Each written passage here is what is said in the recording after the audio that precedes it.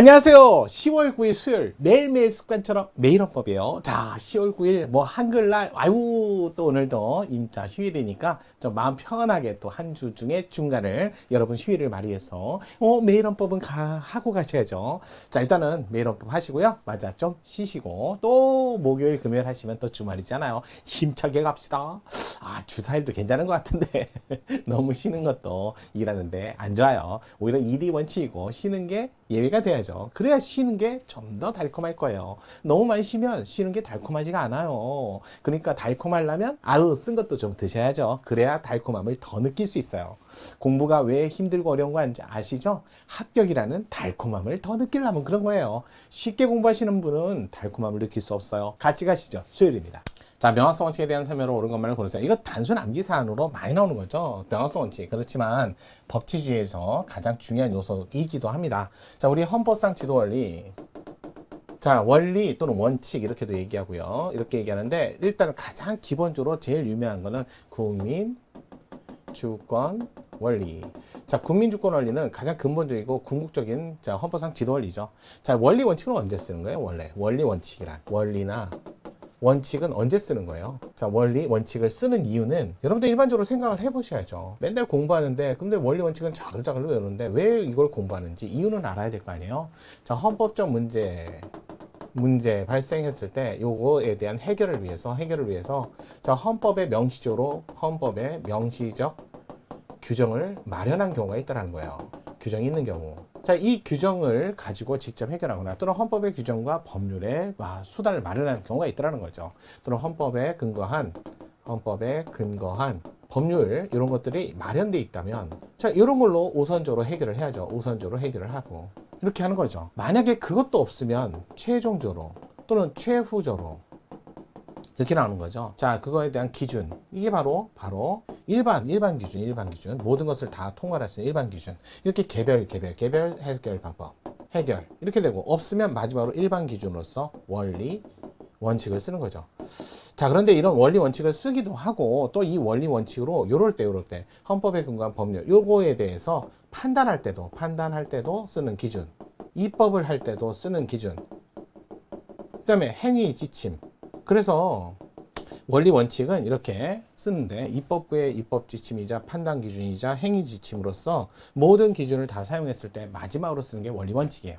그 중에 최종적 궁극적 원리를 바로 국민주권 원리고 여기서 국민주권이니까 국민에게서 정당성을 부여받는 수단, 방법 이걸 뭐라고 불러요? 국민에게서 부여받아야 되니까 백성 민자 쓰고 뜻주자 써서 민주주의 원리 이렇게 얘기하죠. 그러면서 그냥 민주주의가 아니라 자유주의와 결합한 민주주의 원리. 그러면 자유에 구속받는 민주주의니까 자유, 정의, 평등을 구속하기 위해서 이거를 법에 규정을 둬서 법대로 지켜라 라는 법치주의 구속받는 원리 이렇게도 얘기하죠. 자, 그래서 법치주의와 주의 구속을 받는 또는 민주주의 원리다 이렇게 얘기하죠. 거기다가 국민의 뜻인데 국민의 뜻을 직접 하는가 간접하는가. 그래서 간접, 대의제. 자, 대의제를 위해서는 선거제도가 반드시 선거권이라는 기본권을 보장받는 선거제도가 이렇게 뒷받침돼야죠. 이걸 우선적으로 쓰고 그 다음에 예외적으로 72조 그 다음에 130조 헌법 개정 절차에서 그 다음에 중요정책에 대한 국민투표라는 방법을 쓰고 있다. 자, 그래서 그 국민주권 그래서 원칙적으로 대의제 선거권을 통해서 국회에서 법률 만들고 입법하고 이 입법을 하고 나서 그거에 따라 행정부는 집행을 하고 라는 시스템을 구성하는 거죠. 시스템을 구성했다. 그래서 헌법의 시스템을 우리는 원리 원칙이라고 하죠. 그래서 이거를 우리는 법치주의 원리다. 자, 그런데 이 법치주의 원리도 형식적 법치주의에서 실질적 법치주의로 발전했다. 그래서 형식적 법치주의 플러스 실질이니까 형식은 당연히 중요하고 정당한 내용일 것을 요구합니다. 그러면서 이제 실질적 법치주의에서 여기 나오는 거죠. 그러면서 이제 조금 더 이제 좀 바꿔서 한번 볼게요. 실질적 법치주의. 현대 법치주의는 형식에 업그레이드한 실질적 법치주의로서 내용도 형식뿐만 아니라 내용도 정당할 것을 요구합니다. 정당할 것을 요구한다. 이렇게 나오는 거죠. 그러면서 형식은 당연히 법률일 것을 요구하고요. 하지만 이 법률은 정당할 것을 요구하니까 헌법에 부합할 것을 요구합니다.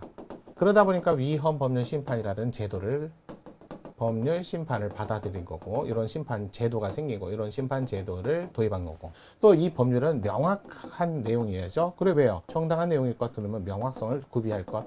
그러기 위해서는 전문적 입법의 필요성, 전문 입법 보충이 필요할 경우에는 행정입법이죠. 행정입법의 보충을 필요로 한다는 거죠.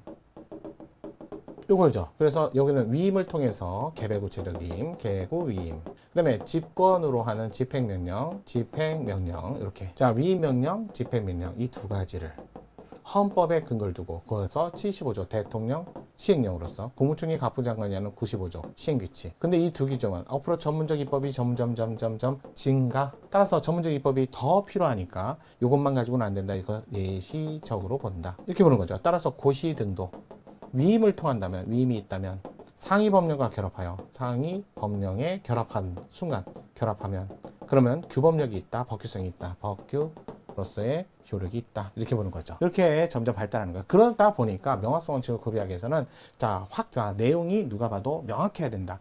그래서 항상 법률을 만들었을 때는, 법률을 입법했을 때는 명확한 내용을 위해서는 앞으로 장래 법을 적용함에 있어서 누가 어떻게 할지를 알 수 있도록 안정성, 예측 가능성 이걸 확보하기 위해서는 명확해야 된다. 성을 구비해야죠. 그래야 무단 주차했을 때는 전국적으로 누가 해도 똑같이 4만원 누구나 다 똑같기 때문에 객관적 측면이다 이렇게 얘기하는 거죠. 왜? 한 사람이라도 다를 게 아니라 누구나 다 똑같을 때. 거기다 이 법률이 안정성이나 예측 가능성을 확보하기 위해서는 장래를 향해서 적용함에 있어서는 명확해야 되지만 과거로 소급해서 주관적, 정당한 신뢰가 있는 자의 신뢰를 보호도 해야 된다는 거죠. 그러기 위해서는 무조건 보호가 아니라 입법을 통해 달성한 공익과 과거로부터 정당한 신뢰가 있는 주관적 사익 사이에 이거 뭐 해야 돼요? 비교 형량을 통해서, 교량을 통해서 이렇게 나오는 거죠. 그래서 그 사람의 신뢰를 보호해 줘야 된다 라는 거고, 그러면 이제 그 사람의 신뢰를 보호하기 위해서 뭘 해서는 안 된다? 소급 입법을 금지해야 된다 이런 얘기가 나오는 거죠. 따라서 신뢰보호 소급 입법은 과거에 시간적 한계에 해당되는 거예요. 왜? 과거의 시간적 한계, 정당한 신뢰는 깨면 안 되니까. 한계죠. 깨면 안 되니까. 그래서 주관적 신뢰보호, 소급입법 금지. 진정 소급입법은, 소급 입법은 원칙적으로 금지하고 예외적으로 허용되는 경우가 있어요. 예측 가능했거나 불확정적이거나 경미하고 피해가 없거나 심히 중대한 공익상의 필요가 있을 때 하나만 걸려도 소급입법이 가능하다.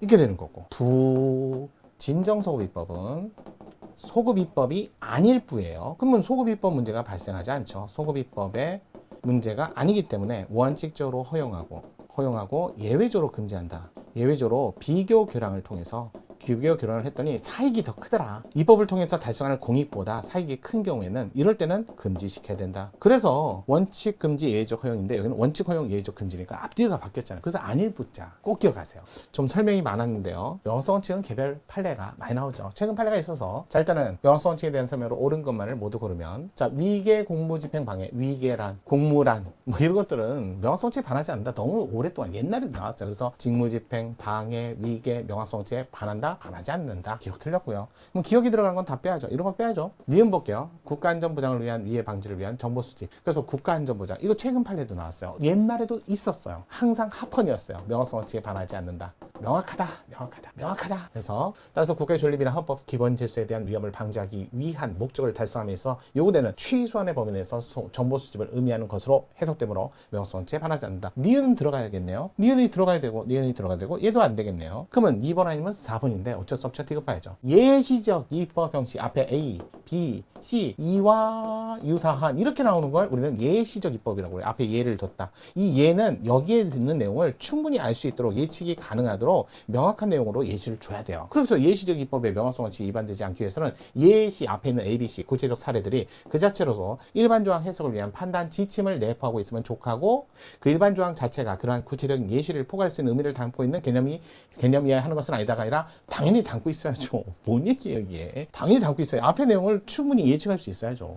자, 리얼 인터넷 언론사가 선거운동 기간 중 당의 홈페이지 게시판 정당 후보자 지지반대 정보를 게시할 경우 실명 확인을 받는 기술적 조치를 하도록 한 건 익명, 가명, 표현의 자유를 침해했던 거 아시죠? 자유를 침해했다. 하지만 이건 명확성 원칙은 반하지 않았어요. 성 원칙은 반하지 않았다. 이거 유명하죠. 반하지 않았다. 이런 거 속지 마세요. 자, 변호사 시험 성적 공개하지 않았던 거. 명확성 원칙에 반하지는 않았어요. 그거 개인정보, 자기결정권.